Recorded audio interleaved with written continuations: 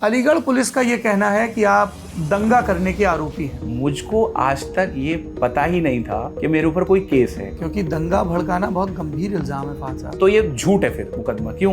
क्योंकि 2014 में तो मैंने अलीगढ़ छोड़ दिया था, मैं central university of Himachal Pradesh में चला गया। चुनाव तो अणुशक्ति नगर का है, फहद का है, ये आपका सेक्सुअल ओरिएंटेशन कैसे मुद्दा बन रहा है? सर, क्योंकि मुझे पता है आप जेएनयू के छात्र रहे हैं, तो आपको पता होगा सेक्सुअल ओरिएंटेशन का मतलब क्या होता है। मुस्लिमों में भी दलित हैं, उनके सोशल इंक्लूजन को लेकर क्या किया जाना चाहिए समाज के भीतर? इस पूरे देश भर में मुसलमानों के एक ही मुद्दे हैं, एक ही सॉल्यूशन हो सकता है। मैं इससे ना इत्तेफाकी रखता हूं। बिल्कुल, तभी तो आप जोर देके पसमानदा कह रहे हैं। नहीं, जोर दे के नहीं कह रहा, मैं अपनी आइडेंटिटी क्यों छुपाऊं? अब तक अबू आजमी का जिक्र नहीं आया है। मतलब क्या जिक्र चाहते हैं आप? नहीं, मैं तो ये जानना चाहता हूँ कि टिकट कैसे मिलता है एनसीपी शरद चंद्र पवार गुट का? जब आप जमीन पे संघर्ष कर रहे हो, जब आपकी विचारधारा क्लियर हो, मैं आप और जब अखिलेश यादव आपके नाम के लिए कुछ सुप्रिया सुले को फोन करें। सुप्रिया सुले के ही एक सिपह सालार का नाम ले रहा हूँ, नीलेश भोसले, जानते हैं? बिल्कुल जानता हूँ, भाई हमारे भाई हैं आपके भाई का एक बयान पढ़ देता हूँ आपके लिए। बाहरियों को टिकट मिला है, मेरी पत्नी हीरोइन नहीं है इसलिए मुझे टिकट नहीं मिला। अब मैं इसका क्या जवाब दूं? बार बार सना मलिक ने यह कहा कि नवाब मलिक की बेटी होना बेहतर है किसी एक्ट्रेस के पति होने से। उनको महिला होने के नाते इस बात की खुशी होनी चाहिए कि एक ऐसी सशक्त महिला का मैं पति हूँ जिसको उसके नाम से पहचाना जाता है। टिकट भी इसी वजह से मिला गया। मैं सना मलिक के खिलाफ, मेरी पर्सनल लड़ाई नहीं है ये। सना मेरी बहन है, मेरी लड़ाई विचारधारा के खिलाफ है। आप अपनी बहन को ये बात नहीं समझा पाए? ना तो मुझे इस बात से गुरेज है कि मुझे स्वरा भास्कर का मैं पति हूँ, और ना मुझे इस बात से गुरेज है कि मुझे स्वरा भास्कर जी के लिए टिकट मिला। कॉमरेड्स हैं हम।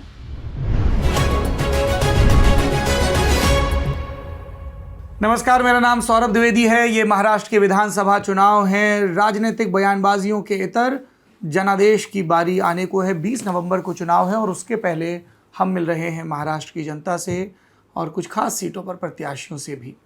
इस सीट का नाम है अणुशक्ति नगर। ये मुंबई की सीट है और यहाँ से सिटिंग विधायक थे नवाब मलिक। पार्टी का नाम एनसीपी था। एनसीपी के 2 टुकड़े हो गए हैं। नए टुकड़े का नाम, या समर्थकों के मुताबिक असल टुकड़े का नाम है एनसीपी शरद चंद्र पवार गुट, और उसके प्रत्याशी का नाम है फहद अहमद। सीट इसलिए खास है क्योंकि नवाब मलिक की बेटी सना मलिक भी एनसीपी के दूसरे गुट से, अजित पवार गुट से, जिनके पास ओरिजिनल चुनाव निशान है, मैदान में है। सीट खास है इसलिए क्योंकि मुंबई में आलोचक पूछ रहे हैं क्या छाता तानने के चलते किसी को टिकट मिल सकता है। पूछ रहे हैं कि ये समाजवाद की परिभाषा इतनी लचीली क्यों है कि अभी तक साइकिल की सवारी थी और अब वाद्य यंत्र बजा रहे हैं। पूछ ये भी रहे हैं कि झगड़ा तो अबू आज़मी और नवाब मलिक का है, ख़ास तौर पर उत्तर भारतीय मुस्लिमों का नुमाइंदा होने के चलते जो पिछले 2-3 दशक से चल रहा है, इसमें फहद कैसे आ गए। और प्रतिद्वंदी के स्वर को मुखर करें तो पूछा जा रहा है कि टिकट इसलिए मिला कि ये एक्ट्रेस स्वरा भास्कर के पति हैं। फहद अहमद साहब, आप किसके पति हैं? ये आपका और आपकी पत्नी का व्यक्तिगत चुनाव है और आपको कुछ दिनों पहले बिटिया भी हुई, तो उसके लिए भी बधाई। बहुत बहुत धन्यवाद। बार बार सना मलिक ने यह कहा कि नवाब मलिक की बेटी होना बेहतर है किसी एक्ट्रेस के पति होने से। मैं ये कंपैरिजन समझ नहीं पाया, ज़रा समझाइए। मुझे बहुत अफसोस हुआ, इसलिए नहीं कि उन्होंने मुझ पर कमेंट किया, इसलिए कि इस देश के अंदर महिलाओं को कैसे बुलाया जाता है जी। फहद की अम्मी, ज़रार अहमद की ज़रार अहमद की पत्नी, फला की बुआ और फला की नानी, इस देश में महिलाओं की पहचान नहीं होती है। उनको महिला होने के नाते इस बात की खुशी होनी चाहिए कि एक ऐसी सशक्त महिला का मैं पति हूँ जिसको उसके नाम से पहचाना जाता है। और इस पूरे देश के अंदर जब हम देखते हैं, जब महिलाओं की खासतौर से बात करते हैं, उनकी अपनी कोई आइडेंटिटी कहाँ है। अगर कोई एक मर्द अपनी पत्नी के नाम से पहचाना जाता है तो मुझे लगता है समाज बदल रहा है। क्योंकि बाबा साहब अम्बेडकर कहा करते थे कि किसी भी समाज के अंदर देखना है कि उसने कितनी प्रोग्रेस की है, तो पहले ये देखो कि महिलाओं ने कितनी प्रोग्रेस की है। टिकट भी इसी वजह से मिला गया, आप कह सकते हैं, और मुझे उससे कोई गुरेज मैं भी तो नहीं पूछ रहा हूँ, मेरा काम पूछने का है। देखिए, मैं ये कहता हूँ कि अगर आप ये कह रहे हैं तो आपको याद होगा कि टाटा इंस्टीट्यूट की सड़कों पर 129 दिन जो व्यक्ति सोया हो, अगर उसको कोई बुलाना चाहता है बुला सकता है। CNRC के दौरान जिसने पुलिस की लाठियां खाई हों, और जिस व्यक्ति ने जो डिग्रियां नरेंद्र मोदी और स्मृति ईरानी कभी दिखा नहीं पाई, उस डिग्री को मैंने स्टेज से लेने के लिए मना कर दिया। क्यों? क्योंकि मेरे दलित और आदिवासी भाइयों की स्कॉलरशिप छीनी जा रही थी। आप कह सकते हैं स्वरा भास्कर के लिए की वजह से जो है टिकट मिला, लेकिन 2017 में सुप्रिया सुले जी जब मैं संघर्ष कर रहा था, दिल्ली के तमाम मंत्रियों के पास मुझे लेके गई और 6 जनपद में मुझे रुकवाया। तो आप कह सकते हैं कि मुझे स्वरा भास्कर की वजह टिकट मिला, लेकिन आज हमारे देश के अंदर जो हिंदू और मुस्लिम का बंटवारा किया जा रहा है, जो नफ़रत की राजनीति की बुनियाद रखी जा रही है, उसमें अगर कोई मोहब्बत का पैगाम लेके चल रहा है, उसको आप कह सकते हैं उसको स्वरा भास्कर के लिए टिकट मिला। ना तो मुझे इस बात से गुरेज है कि मुझे स्वरा भास्कर का मैं पति हूँ, और ना मुझे इस बात से गुरेज है कि मुझे स्वरा भास्कर जी के लिए टिकट मिला। कॉमरेड्स हैं हम, झगड़ा करते हैं विचारधाराओं को लेके। इनके काम करने का तरीका, मेरे काम। क्या फ़र्क है दोनों की विचारधारा में, आपकी और स्वरा भास्कर? देखिए, विचारधारा मोहब्बत की है, विचारधारा संविधान की है। नहीं, झगड़ा किस बात? झगड़ा इस बात का होता है शायद हमारे काम करने के तरीके अलग हैं। मैं ये चाहता हूँ कि मैं ग्राउंड पे काम करना चाहता हूँ।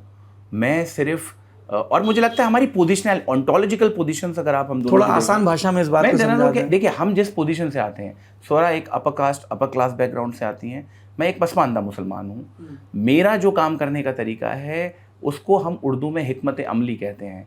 मैं निगोशिएट करना चाहता हूँ। हिकमत अमली क्या होता है? हिकमत अमली होता है कि जब आपको कोई काम कराना, आप लोगों से कम्युनिकेशन। गांधी, हिकमत अमली का नाम है गांधी। जो गांधी की विचारधारा है मोहब्बत की, गांधी की विचारधारा है बातचीत की, वो उसको हिकमत अमली कहते हैं। दूसरी चीज़ ये है कि हमारा झगड़ा क्यों होता है। झगड़ा ये होता है, मैं कहता हूँ कि मैं एक मुसलमान हूँ, मैं अपनी आइडेंटिटी से कभी भागता नहीं हूँ।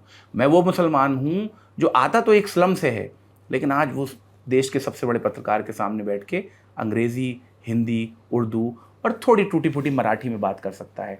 मैं अब तक मुसलमान राजनीति क्या थी, अगर आप आज़ाद हिंदुस्तान में देखें तो हमारी लीडरशिप वो हुआ करती थी जो upper caste upper class background से आती थी। उनका टॉप लीडरशिप के साथ ताल्लुक़ हुआ करता था, बाहर दुनिया में पढ़ के आए थे। वो लोग जब मुसलमानों के बीच में जाते थे स्लम्स में, उनकी भाषा बोलना नहीं जानते। जरा नाम लेके बताएंगे? मैं किसी का नाम नहीं लूंगा। तो फिर जनता को समझ में कैसे आएगा? ये एक आइडिया है, मैं अभी आइडिया लेके जा रहा हूँ। जब मेरे आइडिया को जनता एक्सेप्ट करना चालू कर देगी, फिर मैं नाम लेना चालू करूंगा। अभी तो मैंने शुरुआत की है, नाम भी लूंगा, कोई किसी से डरता नहीं हूँ मैं। कुछ दिन पहले मुझे किसी साहब ने जो है मुझे मेरे एक कार्यकर्ता को डराने की कोशिश की, और वो लाउड स्पीकर पे था, तो मैंने वो फोन। कौन साहब थे? मैंने अभी बोला कि मैं अभी नाम नहीं लूंगा। आप किसी के नाम ही नहीं लेंगे? राजनीति में बिना नाम लिए काम कैसे होगा? नहीं, इसलिए होगा कि मैं मुद्दों के नाम लूंगा। मैं मुद्दों के नाम लूंगा, मैं क्या करने वाला हूँ इस चीज़ का नाम लूंगा। मैं सना मलिक के खिलाफ मेरी पर्सनल लड़ाई नहीं है। ये सना मेरी बहन है, मेरी लड़ाई विचारधारा के खिलाफ है। आप अपनी बहन को ये बात नहीं समझा पाए कि स्त्रियों से जुड़ी पहचान को लेके आपका जो रुख है और किस तरह से उनका बयान? मुझे लगता है ये सना का बयान नहीं था। मुझे ये लगता है कि उनके जो लोग उनको सलाहकार हैं, क्योंकि सना तो एक सशक्त महिला है। सना ऐसा बयान कैसे दे सकती है कि वो महिला पे ही अटैक कर दे? मुझे लगता है उनके सलाहकारों का मसला है। मेरे कुछ मिलने वाले लोग हैं, मैंने कहा देखो, सना को ऐसी जगह लेके मत जाओ जिससे उसकी राजनीति का भविष्य खराब हो जाए। एक चुनाव सना, मेरी बहन, ऑलरेडी 2017 में कॉरपोरेशन का हार चुकी है, और ये चुनाव मुझे लगता है कि जिन मुद्दों को लेके मैं जा रहा हूँ, उन मुद्दों को जनता एक्सेप्ट करेगी, तो मुझे लगता है ये चुनाव भी उनके लिए काफ़ी मुश्किल भरा है। तो मैंने कहा कम से कम सना के मुंह से ऐसा कुछ मत कहलवाओ कि उसके आगे के भविष्य में भी उसको दिक्कत हो। बहुत चिंता कर रहे हैं आप नवाब मलिक की बेटी की? नहीं, बात देखिए, वो मुश्किल वक्त से गुजरे थे नवाब मलिक। उनको जेल में डाला गया था, लेकिन मैं सोचता था कि वो कभी उधर नहीं जाएंगे। क्यों डाला गया था जेल में? ये तो कोर्ट का काम है बताना। मैं अपने चुनाव में व्यस्त हूँ। 2012 के बाद मेडिकल ग्राउंड पे बेल, ईडी की चार्जशीट, बात कर रहे हैं अपने विरोधियों के बारे में, तो जरा खुल के ही करिए। वॉशिंग मशीन है साहब, वॉशिंग मशीन है। इस देश के 2 और नेता जेल में गए थे, इस महाराष्ट्र के संजय राउत जी, आज भी वो इस महाराष्ट्र की अस्मिता की सबसे बड़ी आवाज़ है। अनिल देशमुख साहब असली एनसीपी। देखिए, असली एनसीपी का मतलब है शरद चंद्र पवार, जिन्होंने जो 84 साल के नौजवान हैं, और उनको छाते की जो आप बात कर रहे हैं, तो उनको छाते की भी ज़रूरत नहीं है। लेकिन मुझे मेरे परिवार ने और मेरे बीवी ने महिलाओं को लेके, और मेरे इंस्टीट्यूट ने। क्या हुआ था जरा बताइए तो। किस बारे में? ये छाते वाला प्रकरण क्या है? छाते वाला प्रकरण ये है कि मैं जब से टाटा इंस्टीट्यूट ऑफ सोशल, मैं अलीगढ़ मुस्लिम यूनिवर्सिटी का पढ़ा हुआ हूँ जी, तो अलीगढ़ मुस्लिम यूनिवर्सिटी में मैंने सब कुछ सीखा, लेकिन जो विमेन आइडेंटिटी की तरफ जो ओरिएंटेशन होना चाहिए था, वो मैंने टाटा इंस्टीट्यूट में आके सीखा। मुझको एक वक्त कहा जाता था कि मैं बहुत ही क्या बोलते हैं उसको, मस्कुलिन, हाइपर मस्कुलिन और समथिंग करके टॉक्सिक मस्कुलिन हूँ। तो जब मुझे ये कहा गया, देवियों और सज्जनों, ऐसे पुरुष जो स्त्रियों के प्रति अपनी बातचीत में या कर्म में गैर बराबरी का या प्रवचनकर्ता का रवैया रखते हैं, बात बात पर ज्ञान झेलते और पेलते हैं, उसके लिए ये अंग्रेज़ी में बौद्धिक शब्द है टॉक्सिक मैस्कुलिनिटी। ये बौद्धिक शब्द है, लेकिन आप जब मुझे ये कहा गया तो मैंने रिविजिट किया अपने आइडिया को, और उसके बाद मैंने एक महिला को भीगते हुए नहीं देख सकता था, जो है छाता पकड़ लिया। उसके बाद अगर ये कहा जाता है ऐसे टिकट मिला है, तो बिल्कुल किसी भी महिला के सम्मान करने से, किसी महिला की इज्जत करने से, किसी महिला के आगे ये इस तरह का अपीयरेंस ना देने के कि महिला और पुरुष बराबर होते हैं, अगर उसलिए मुझे टिकट मिला है तो सारे समाज के पुरुषों को ये करना चाहिए। आपने अलीगढ़ का जिक्र किया। अलीगढ़ पुलिस का ये कहना है कि आप दंगा करने के आरोपी हैं। सर, अलीगढ़ पुलिस का तो ये कहना है, लेकिन ये फैसले होते हैं कोर्ट में। आपको मैं हास्यास्पद बात बताता हूँ, मुझको आज तक ये पता ही नहीं था कि मेरे ऊपर कोई केस है, और आज भी ये जो केस मैंने अपने एफिडेविट में लगाया है, जिसके अंदर आपको तमाम धाराएं दिख रही हैं, इसका आज तक एक सम्मन, आज तक इसकी एक कॉल, इंफॉर्मेशन, मेरे घर पे नोटिस में मेरे पास कुछ भी नहीं है। लेकिन सर, मैं जानता हूँ कि सत्ता की मशीनरी का इस्तेमाल भाजपा, अजीत पवार साहब और शिंदे सेना के मुख्यमंत्री जो हैं किस तरह से कर रहे हैं। मैं कोई रिस्क लेना नहीं चाहता था, इसलिए मैंने ज़बरदस्ती खून खगाल के देश भर में अपने जो मेरे मित्र हैं उनसे पूछ के कि कोई डेटाबेस ऐसा होता है जिसमें मेरा केस चेक किया जाए। उन्होंने कहा ये एक नज़र आ रहा है। बोले तुम्हें कोई सम्मन आया? मैंने कहा नहीं आया। मैंने कहा कि कोई आज तक कॉल आई? मैंने कहा नहीं आई। तो मैंने कहा बोले मत डालो। मैंने कहा क्यों ना डालूँ? वो बैठे हैं जो वॉशिंग मशीन लेके, जो बैठे हैं कि शरद पवार साहब दिन दहाड़े। सर, ये किस साल का मुकदमा है, आपको ध्यान है? देखिए, मैंने अलीगढ़ मुस्लिम यूनिवर्सिटी 2014 में छोड़ दी थी। ये उससे पहले का ही कुछ होगा, 2014 का ही होगा। 2015 का मुकदमा है। तो ये झूठ है फिर मुकदमा। क्यों? क्योंकि 2014 में तो मैंने अलीगढ़ छोड़ दिया था, मैं central university of Himachal Pradesh में चला गया था। आपने कहा सत्ता का दुरुपयोग, उस समय उत्तर प्रदेश में आप जिस पार्टी में थे, समाजवादी पार्टी, उसकी सरकार थी, अखिलेश यादव मुख्यमंत्री थे। नहीं, मैंने सत्ता का दुरुपयोग महाराष्ट्र के कॉन्टेक्स्ट में किया। क्यों किया? कि इसलिए किया कि मुझे ये पता था कि सत्ता का दुरुपयोग करके मेरा नॉमिनेशन कैंसिल कराया जा सकता है। एफआईआर क्यों हुई आपके खिलाफ? एफआईआर क्यों हुई मुझे इसकी जानकारी नहीं है। आप कोर्ट में, इसलिए मुझे जानकारी नहीं है क्योंकि 2014 में मैं अलीगढ़ छोड़ चुका था। क्योंकि दंगा भड़काना बहुत गंभीर इल्ज़ाम है फहद साहब। सर, जो भारत की आईपीसी है ना, मैं उसको बहुत ज़्यादा क्रिटिक इसलिए नहीं करता चाहता क्योंकि वो एक संवैधानिक व्यवस्था के तहत आती है। अगर मैं वहाँ दंगा भड़का रहा था तो उसके बाद पूरे देश में और मुझ पे कोई एफआईआर नहीं थी। दंगा भड़काते वो लोग हैं जो हैबिचुअल ऑफेंडर्स होते हैं। अगर एक जगह दंगा भड़का रहा था और ऐसा दंगा भड़काया मैंने कि आज तक मुझ पे समन नहीं है, ऐसा दंगा भड़काया मैंने कि मेरे पे कोर्ट का कोई नोटिस नहीं है, तो आप इस केस का अंदाज़ा लगा सकते हैं। 14 में मैं अलीगढ़ मुस्लिम यूनिवर्सिटी छोड़ चुका था और central university of Himachal Pradesh धर्मशाला से अपना मास्टर्स कर रहा था। जी, आपने अभी जेंडर पॉलिटिक्स समझाते हुए, और चूँकि आप देश के बहुत प्रतिष्ठित संस्थान से पढ़े हैं, Tata institute of social sciences, orientation शब्द इस्तेमाल किया। अनुशक्ति नगर के कुछ व्हाट्सएप ग्रुप्स पर हमने और कुछ डिजिटल चैनल्स पर भी आपके सेक्सुअल ओरिएंटेशन को लेकर दिए गए एक बयान की उलट पलट व्याख्याएं देखी। ये चुनाव तो अनुशक्ति नगर का है, फहाद का है, ये आपका सेक्सुअल ओरिएंटेशन कैसे मुद्दा बन रहा है? हाँ सर, क्योंकि मुझे पता है आप जेएनयू के छात्र रहे हैं, तो आपको पता होगा सेक्सुअल ओरिएंटेशन का मतलब क्या होता है। अक्सर हम और स्वरा जब बात करते हैं तो हम ये कहते हैं कि कोई एक चीज़ है जिसने हमें यूनाइट किया है, वो है हमारी एजुकेशन, और हमारे बीच में कोई एक ही डिफरेंस नहीं। वो सेक्सुअल ओरिएंटेशन का क्या मतलब है? आपने अभी टॉक्सिक मस्कुलिन की एक बड़ी अच्छी परिभाषा की थी, और यकीन मानिए अगर मैं सेक्सुअल ओरिएंटेशन की परिभाषा करने जाऊँ तो आपसे बेहतरीन नहीं कर पाऊंगा। आप ही बताइए कि सेक्सुअल ओरिएंटेशन होता क्या है। वो तो मैं दर्शकों को बता दूंगा, लेकिन ये आप बता दीजिए कि ये चुनावी मुद्दा कैसे है। देवियों और सज्जनों, एक एक्ट्रेस हैं, पॉडकास्टर भी हैं, अमृता, और उनके पति हैं जो रेडियो जॉकी भी हैं, आरजे अनमोल। वो लोग एक इंटरव्यू शो करते हैं जिसमें स्वरा भास्कर और उनके पति फहद अहमद गए थे, और वहाँ पर इन्होंने एक बात कही थी जिसमें सेक्सुअल ओरिएंटेशन वर्ड आया था। आगे की कहानी इन्हीं की ज़बानी है। सेक्सुअल ओरिएंटेशन का मतलब ये होता है कि देखिए, इस देश के अंदर बहुत सारी सेक्सुअल आइडेंटिटीज़ हैं, बहुत सारी सेक्सुअल ओरिएंटेशंस हैं। उसमें एक स्ट्रेट शब्द भी होता है।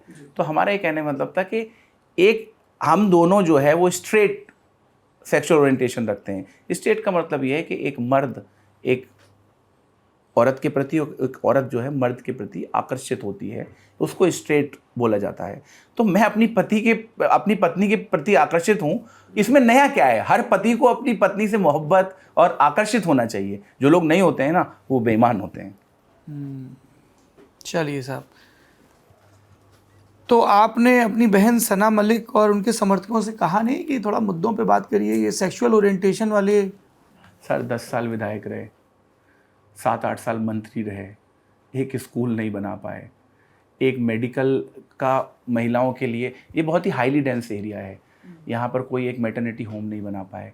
यहाँ पर लोग 150-150 स्क्वायर फीट में रहते हैं। एक परिवार में इतनी जगह होती है रहने के लिए कि वो पटला डालते हैं बीच में। यूपी में हम लोग बोलते हैं ना पटला, जो लकड़ी का जो होता है, वो पटला डाल के कुछ लोग ऊपर रहते हैं और कुछ लोग नीचे। जब उन परिवारों में शादी होती है ना सर, तो रात को पूरा परिवार कैरम खेलता है ताकि पत्नी और पति को एक रात सुकून से बिताने की ये स्थिति है। ऐसे यहाँ के बच्चों के लिए लाइब्रेरी नहीं बनाई गई, एक लाइब्रेरी नहीं बनाई गई। लाइब्रेरी बनाने में मुश्किल से 10-15 लाख रुपए खर्च होते हैं। फिर चुनाव कैसे जीतते रहे लगातार? एक 2014 का अपवाद छोड़ा है। पिछला चुनाव जो जीते वो सिर्फ एक ही बात पे जीते, इस्लाम खतरे में है, काते को लेके नहीं आना है। अगर इस्लाम उस वक्त खतरे में था तो आज तो आप काते के दोस्त हैं, आप काते साहब के अलायंस पार्टनर हैं। तो मैं ये कह रहा हूँ कि मैं, काते साहब की पार्टी क्या थी? काते साहब की पार्टी थी बीजेपी और सेना, शिवसेना। शिवसेना तो आपकी भी दोस्त है अब।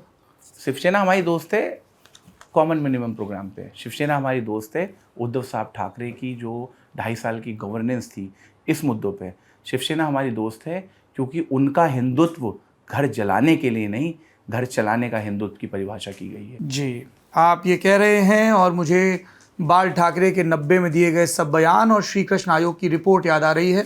Your reaction sir? सर मैं ये कहना चाहता हूँ कि हम बहुत मजलूम कौम हैं, हमारे ऊपर अत्याचार हुए हैं, किए गए हैं, इससे मैं नहीं भाग सकता। हमें अपनी पॉलिटिक्स को रिविज़िट किया है, हमने अपनी पॉलिटिक्स में उन लोगों को साथ लेके चला है जो हमारी आइडेंटिटी के ऊपर। आपको पता है मैं जेल में क्यों नहीं हूँ? मेरे सारे दोस्त तो जेल में हैं। मैं जेल में इसलिए नहीं हूँ क्योंकि उद्धव साहब ठाकरे मुख्यमंत्री थे, क्योंकि CNRC का बम्बई का मैं सबसे बड़ा चेहरा था। कोई ऐसी जगह नहीं थी जहाँ हमने प्रोटेस्ट नहीं किया। एक बार मुझे डिटेल ज़रूर किया गया, आपको एक वीडियो देखने को मिलेगा कि मैं भारत के संविधान, आपको याद है असम के अंदर छात्रों को मार दिया गया था जिससे CNRC मूवमेंट एकदम से बढ़ा था। उसके बाद मैं मरीन ड्राइव पे जाके मैं और मेरा दोस्त करण गोपीनाथन जो एक IAS ऑफिसर हुआ करते थे, हम संविधान का प्रियम्बल पढ़ रहे थे। पुलिस हमें उठा के ले गई, लेकिन डिटेन करने के बाद हमको छोड़ दिया। आपको पता है हमने बम्बई की सड़कों पर जब जामिया और अलीगढ़ के छात्रों पर हमला किया गया, आप जहाँ बैठे हैं यहाँ से 300 मीटर की दूर पे Tata institute of social sciences है। मैंने रात के 2 बजे तय किया कि मैं यहाँ से अंबेडकर साहब जो चैम्बूर में उनकी प्रतिमा है पैदल जाऊँगा। पुलिस ने मुझे समर्थन किया। उद्धव साहब ठाकरे का सीधा सीधा कहना था, जब तक आप कानून व्यवस्था के लिए मुश्किल पैदा नहीं कर रहे हैं, जब तक आप कोई ऐसा काम नहीं कर रहे हैं, मैं उनसे मिला था कि जो महाराष्ट्र की पब्लिक और महाराष्ट्र की जनता को नुकसान पहुंचाए, आप आंदोलन कर सकते हैं, आपका संवैधानिक अधिकार है। ये हम अपनी, देखिए आपने बोला कि बाला साहब ठाकरे, अगर मैं अपनी पॉलिटिक्स को रिविजिट नहीं करूँगा as a community after every 10 years, कोई भी चीज़ ऐसा थोड़ी है कि ये पॉलिटिक्स लिख दी गई है तो बिल्कुल इसी तरह से चलना है। हर 5 साल आप चैनल चलाते हैं, आपकी बहुत बड़ी टीम है, आपके पॉलिटिकल किस्से पढ़ के सुन के और आपकी जानकारियाँ सुन के मैं देश भर में भाषण देता हूँ। तो आप हर चीज़ को रिविजिट करते हैं। अच्छा ये ठीक नहीं हो रहा है, now I have to do this, शायद इसको और बेटर कर सकता हूँ, now I have to do this. As a community we have revisited our politics and I think this is the best alliance on which we can not only defeat the forces who are dividing the country, but हम अपनी politics को शिक्षा, स्वास्थ्य, अपनी पहचान के साथ होने वाले डिस्क्रिमिनेशन, इलाके की बेहतरी, हिंदू और मुसलमानों का एकजुटता किस तरह से हो जाए, इसको लिए रिविजिट किया गया है। और आप मेरा यकीन मानिए इस लोकसभा, जो हमारी ये लोकसभा है, उसको साउथ सेंट्रल कहा जाता है।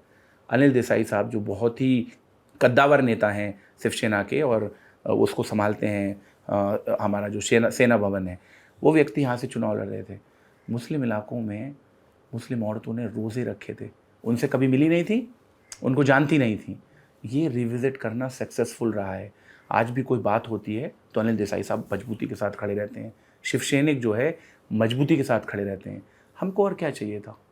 हमको और हम सिर्फ यहाँ तक सीमित नहीं रहेंगे, क्योंकि सोशल सिक्योरिटी को लेके हम पे कोई अटैक ना करे, दंगे ना हो, अटैक ना करे, दंगे ना हो, इसको लेके हमने 60-65 साल राजनीति की है। हम पे कोई अटैक ना करे, दंगे ना हो, स्कूल बना दो, रोड बना दो, शिक्षा की जो ज़रूरतें वो पूरा कर दो, हमारे इलाके से ड्रग्स निकाल दो, हमारे यहाँ पर गंदगी रहती है, बीएमसी वालों को बोल दो, हमारे यहाँ बैंक नहीं है, हमारे यहाँ बैंक बना दो, हमें लोन नहीं मिलते किसी भी बैंक से, हमें लोन दिला दो।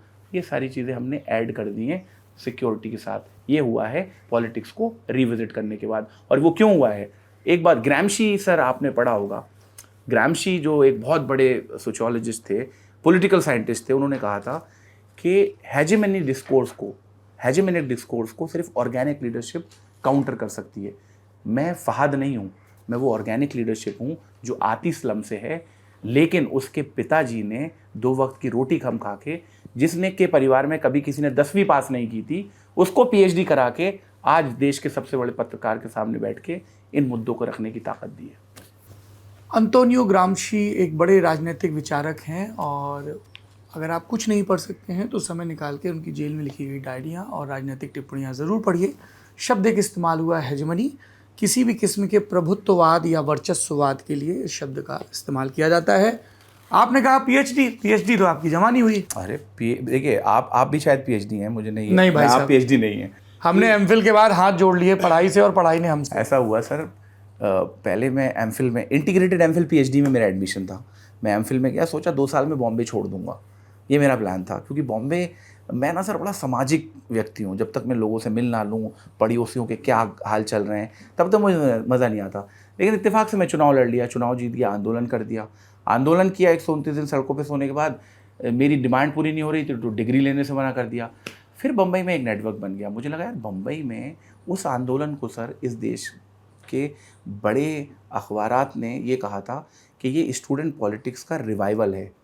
फहद इम्पॉर्टेंट नहीं था, स्टूडेंट पॉलिटिक्स का रिवाइवल कहा जाता है उस आंदोलन को। क्योंकि सर 1992 में मुंबई यूनिवर्सिटी में एक छात्र नेता की हत्या कर दी गई थी। उसके बाद से छात्र राजनीति मुंबई के अंदर बहुत कमज़ोर हो गई थी।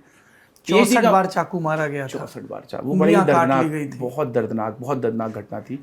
और आज भी उस परिवार को लेके मेरी जो है मतलब बहुत ही ज़्यादा संतावना और सिंपैथी रहती है।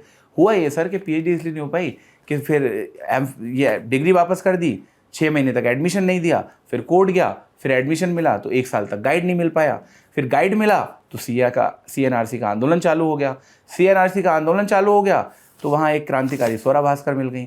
फिर जब देश में बुरा होता था, साथ पे बैठते थे, वार्तालाप करते थे, हल्के हल्के एक दूसरे पे भरोसा बढ़ा, मोहब्बत हो गई तो इन्होंने, आपको शायद याद होगा, 1 महीने 2 महीने की तक इन्होंने शादी का प्लान किया। लोग कहते थे इतने दिन रिलेशनशिप नहीं चल पाती जितनी लंबी तुम्हारी शादी चल रही है।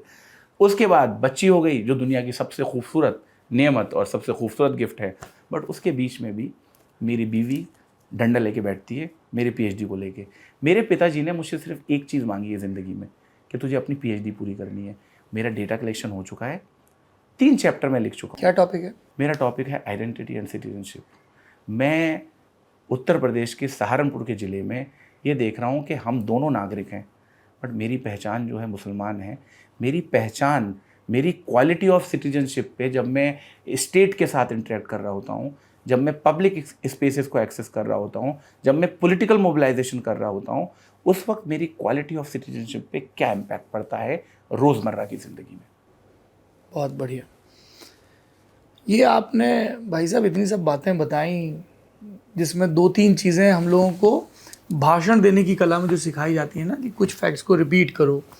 तो आप बार बार कह रहे हैं कि आप स्लम से आए हैं, है ना, तो ये बड़ी कमाल की चीज़ है। शिक्षा बड़ी ज़रूरी चीज़ है, और मैं I am feeling very happy for you कि आपके पेरेंट्स ने, हम सब के पेरेंट्स ने इसका महत्व समझा। सीएनआरसी में बार बार आप बात कर रहे हैं, लेकिन आज आप इस कुर्सी पर बैठे हैं कैमरे के सामने क्योंकि आप प्रत्याशी हैं, और प्रत्याशी सिर्फ छात्र आंदोलन के चलते तो नहीं है। अब तक अबू आज़मी का जिक्र नहीं आया है। मतलब क्या जिक्र चाहते हैं आप? नहीं, मैं तो ये जानना चाहता हूँ कि टिकट कैसे मिलता है एनसीपी शरद चंद्र पवार गुट का? टिकट ऐसे मिलता है कि जब आप ज़मीन पे संघर्ष कर रहे हों, जब आपकी विचारधारा क्लियर हो। मैं आप ये और जब बताइए, अखिलेश यादव आपके नाम के लिए खुद सुप्रिया सुले को फ़ोन करें, उनको भरोसा है ना मुझ पे कि ये लड़का कुछ करेगा। अगर किसी के कारण से समाजवादी पार्टी का सिंबल नहीं मिल पा रहा है, इन दोनों पार्टियों के क्यों नहीं मिल पा रहा है? पार्टी तो लड़ रही है चुनाव, पार्टी चुनाव लड़ रही है। फिर आप सपा के टिकट पे क्यों नहीं चुनाव लड़े? मैं तो चाहता आपके था, बगल की सीट मान खुद से लड़ रहे हैं। नहीं मैं तो चाहता था कि सपा के सिंबल पे मिले, लेकिन मुझे अखिलेश यादव जी ने ये समझाया कि फहद, हमारी पार्टी की विचारधारा जिस पे तू यकीन करता है और शरद पवार साहब असली एनसीपी की विचारधारा में दो चीज़ें कॉमन है।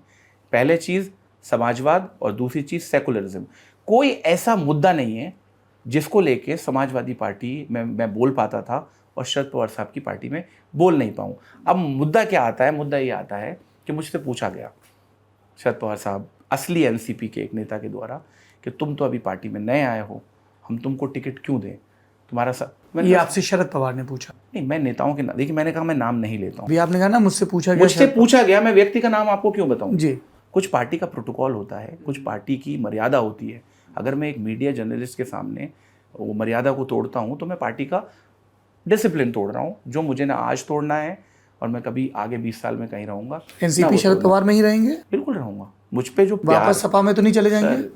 30 साल का उम्र है मेरी, मेरे पास पैसे लड़ने के लिए बहुत पैसे, चुनाव लड़ने के 1,12,000 रुपये का टोटल मेरा एसेट है जी। उसके बाद भी अगर किसी नेता ने मुझ पर भरोसा किया है, मैं एहसान फरामोश नहीं हूँ। तो क्या कहा उन नेता ने आपसे? उन्होंने मुझसे कहा कि आप अभी पार्टी में आए हैं, आपको टिकट क्यों दिया जाए? मैंने कहा साहब, पार्टी में अभी आया हूँ, लेकिन जिस विचारधारा के खिलाफ आप अपनी लड़ाई लड़ रहे हैं उसी विचारधारा के खिलाफ मैंने लड़ाई लड़ी है। पक्ष अलग थे लेकिन विचारधारा एक थी। तो जिस पार्टी की आप बात कर रहे हैं वो तो 2017 में बीजेपी के साथ जाने की तैयारी कर रही थी। आपके पास कोई सबूत है उसका? जी, बाकायदा बड़े बड़े नेताओं ने ये स्टेटमेंट दिए, इंटरव्यूज में ये बात कही है। किन नेताओं ने दिए? इसमें शरद पवार की पार्टी के उस समय के नेता अजित पवार, जब वो हमारे गुट से बीजेपी में चले गए, उनके पास बोलने को क्या है?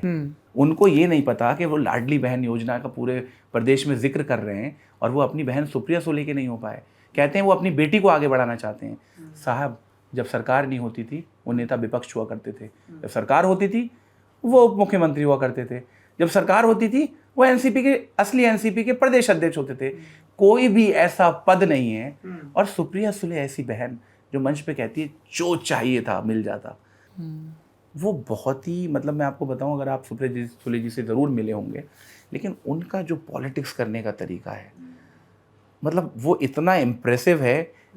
नो फालतू बात, मुद्दों की बात, हर उस चीज़ को समझना और भाषा की मर्यादा में अगर आपको किसी से सीखना है राजनीति में, तो मुझे लगता है कि सुप्रिया सुले उन देश के 10 नेताओं में से एक हैं जो भाषा की मर्यादा सिखाते हैं। सुप्रिया सुले के ही एक सिपह सालार का नाम ले रहा हूँ, नीलेश भोसले, जानते हैं आप? बिल्कुल जानता हूँ, भाई हमारे भाई हैं आपके। आपके भाई का एक बयान पढ़ देता हूँ आपके लिए। बाहरियों को टिकट मिला है, मेरी पत्नी हीरोइन नहीं है इसलिए मुझे टिकट नहीं मिला। अब मैं इसका क्या जवाब दूं? अरे आपके भाई हैं, आप ही नहीं, जवाब मैं देंगे। इसलिए जवाब नहीं देना आपकी चाहता। पार्टी के प्रेसिडेंट हैं। मुझे लगता है कि देखिए, वो दलित समाज के आते हैं और एक बड़े ही प्रबुद्ध परिवार से आते हैं। उनके पिताजी जो हैं यहाँ नगर सेवक भी रहे। अनफॉर्चुनेटली नीलेश भाई 2 बार कॉरपोरेशन का चुनाव हार चुके हैं, कॉरपोरेशन का, इसी विधानसभा से। ठीक, कुछ परिस्थितियां रही होंगी, मैं उनको कतई कम तक नहीं आंक रहा, क्योंकि आज भी वो अपने समाज की एक मजबूत आवाज़ है। देखिए, जब टिकट, देखिए लोकतांत्रिक पार्टी है, बीजेपी नहीं है कि नरेंद्र मोदी और अमित शाह के खिलाफ बोला गया तो सीधे मार्गदर्शन मंडल में भेजा जाता है। उनका लोकतांत्रिक अधिकार है। दुख हुआ था उनको जब उनको टिकट नहीं मिला था। उस जज्बातों में उन्होंने जो बात बोली, मैं उस पर उनसे अपने रिश्ते डिसाइड नहीं करूँगा। आज भी मेरी बात हुई थी, परसों भी मेरी बात हुई थी, वो अहमदनगर गए हुए हैं। अगर आप कल आते तो बराबर में बैठ के दोनों भाई का इंटरव्यू ले सकते थे, लेकिन आज वो बॉम्बे में है नहीं।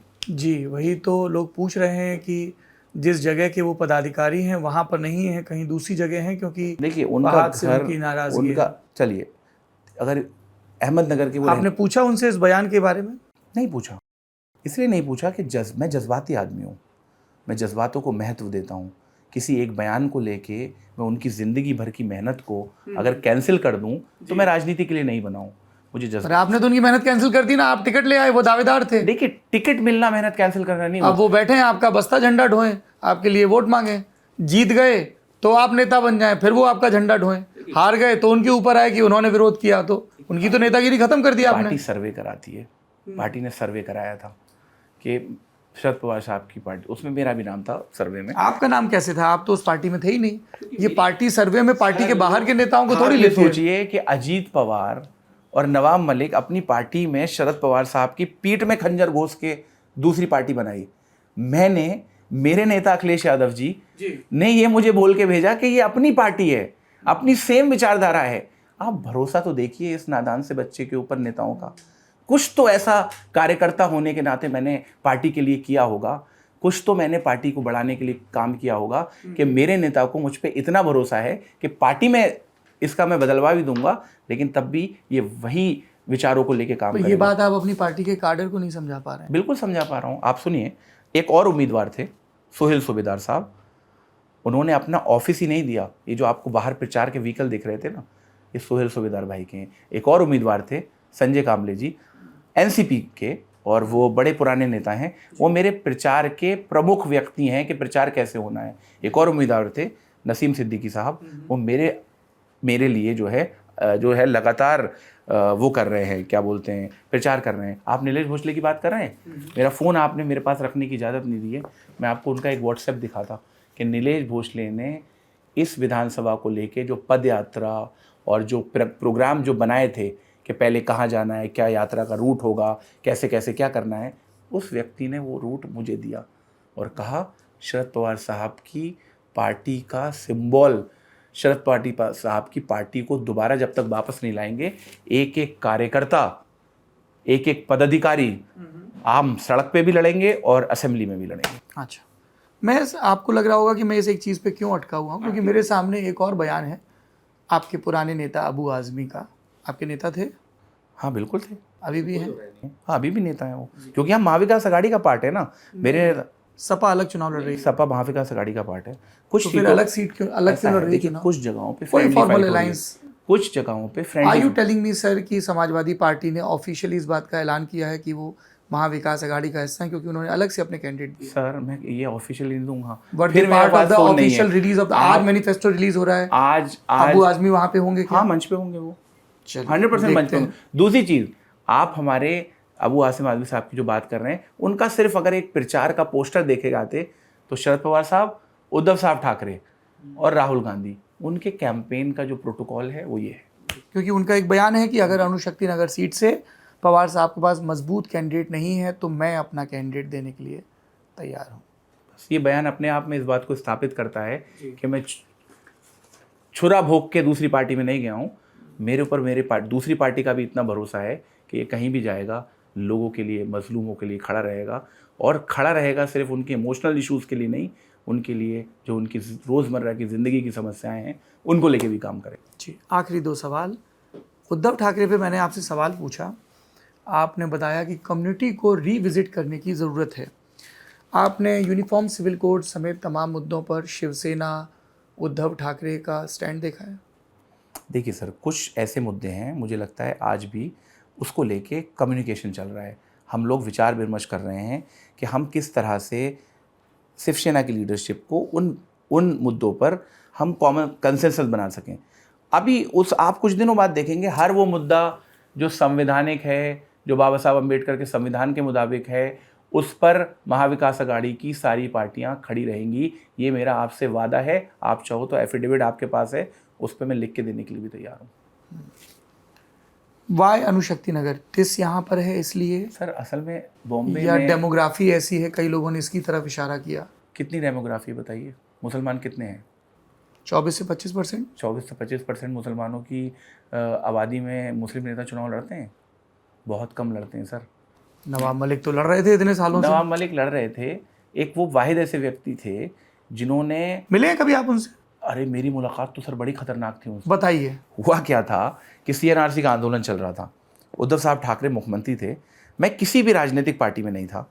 हमें शायदरी करके एक गेस्ट हाउस है जहाँ अक्सर सरकारी मीटिंग्स होती हैं, वहाँ पे एक बहुत सह्याद्री और जो हमारी एक हिमालय की रेंज का नाम है।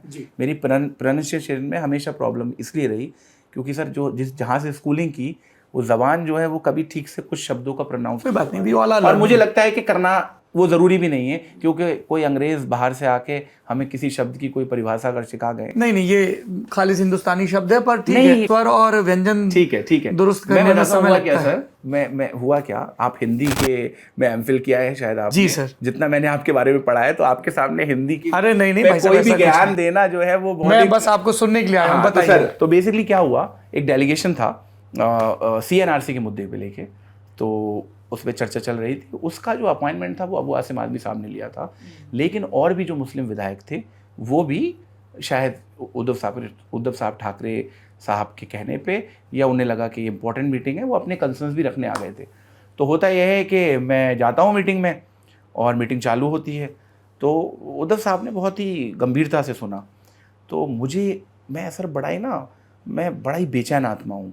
जब तक मैं अपनी बात इस देश, जो भी व्यक्ति हो, आप तक ना पहुँचा दूँ, या कोई मेरा एक कार्यकर्ता है उस तक ना पहुँचा दूँ, जब तक मुझे बेचैनी रहती है। मुझे एक बात पहुँचानी थी उन तक।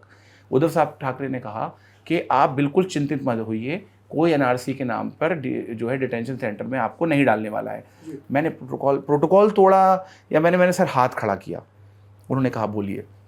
मैंने कहा साहब, आपने जितनी बातें बोली हैं उससे मैं 100% सहमत हूँ, लेकिन मेरी एक दरख्वास्त है कि ये बातें मैं एक 70 साल की चीता कैंप में रहने वाली माँ को कैसे समझाऊँ जो अपने कागज़ ढूंढ रही है। ये बातें मैं लातूर में जो एक 75-72 साल के बुज़ुर्ग हैं उनको कैसे समझाऊँ कि ये बातें उद्धव साहब ने बोली हैं। मेरी आपसे सिर्फ एक ही रिक्वेस्ट है, एक आप ऑर्डिनेंस NPR के खिलाफ लाइए।